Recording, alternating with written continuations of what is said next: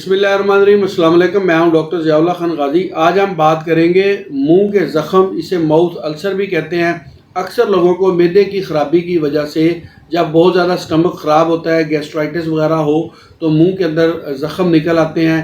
छोटे छोटे ज़ख़म होते हैं मुंह में, जिसकी वजह से उनको पानी पीते वक्त भी तकलीफ़ होती है, कहते हैं उससे भी जलन होती है और कोई चीज़ खाई पी भी नहीं जाती। छोटे बच्चे तो ख़ास तौर पे जब मुंह के अंदर ज़ख़म हो जाए तो बिल्कुल ही खाना पीना छोड़ देते हैं, जिसकी वजह से उनको बुखार वगैरह भी हो जाता है। और बड़े लोगों को भी देखा है कि बहुत अर्सा तक मुंह के अंदर ज़ख़म रहते हैं और उनको उससे काफ़ी तकलीफ़ होती है। बाद लोगों को कब्ज़ की वजह से भी मुंह के अंदर ज़ख़म बन जाते हैं और बाद को गैस्ट्राइटिस या मैदे की ख़राबी की वजह से स्टमक अल्सर हो तब भी मुंह के अंदर ज़ख़म बन जाते हैं। अच्छा, बाज़ कंडीशंस के अंदर ये एक्यूट होते हैं, यानी जल्दी ठीक हो जाते हैं, और बाज़ मरीज़ों को मैंने देखा है कि अरसा यानी कि मुंह के अंदर ज़ख़म रहते हैं और उसके बावजूद वो एक बेचैनी की कैफियत में रहते हैं, मुख्तलिफ अद्वियात इस्तेमाल करते हैं, लेकिन उनके मुंह के जो ज़ख़म है वो ठीक नहीं होता। अच्छा, बाज़ का ऐसे भी होता है कि आतिशकी मादे की वजह से भी मुंह के अंदर ज़ख़म बन जाते हैं, जिसमें गोनोरिया, सिफिलिस, साइकोसिस के जरासीम भी होते हैं। आज मैं आपको होम्योपैथिक की वो अद्वियात बताऊंगा। अगर इनको अपनी अलामात के साथ आप इस्तेमाल कर लें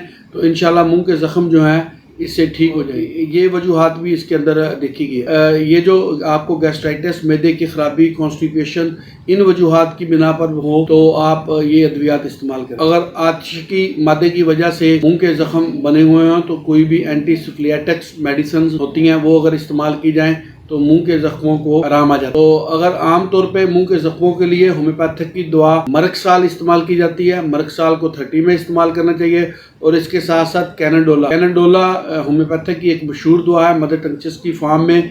ये अगर आप इसको क्यू फॉर्म में मरक्साल को 30 में अल्टरनेट इस्तेमाल करते हैं तो TDS सुबह दोपहर शाम, तो इसके बहुत अच्छे नतीजे सामने आए। अगर किसी मशरूब वगैरह के यानी कि पीने की वजह से मशरूब गर्म था, उसके पीने की वजह से मुंह के अंदर जख्म बन जाए तो फिर आप कैनाडोला को 3x के अंदर इस्तेमाल करें और इसके साथ साथ कैंथरस को भी आप शामिल कर लें। तो मशरूब की गर्मी की वजह से अगर मुंह के अंदर जख्म बन गए हैं तो कैंथरस और कैनाडोला को आप अंदरूनी तौर पे इस्तेमाल कर सकते हैं, यानी कि आप ड्रॉप्स भी ले सकते हैं और इसी पानी से आप इसको क्यू फॉर्म में दोनों को मिलाकर इसके गरारे करें। गरारे करने से भी मुंह के ज़ख्मों को फौरी तौर पे सुकून मिलता है। तो ये एक होम्योपैथिक की मेरी क्लिनिकल प्रैक्टिस के अंदर एक दवाई आई थी, तो मैंने कहा आपके साथ भी शेयर करूं।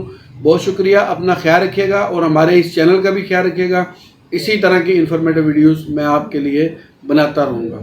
अल्लाह।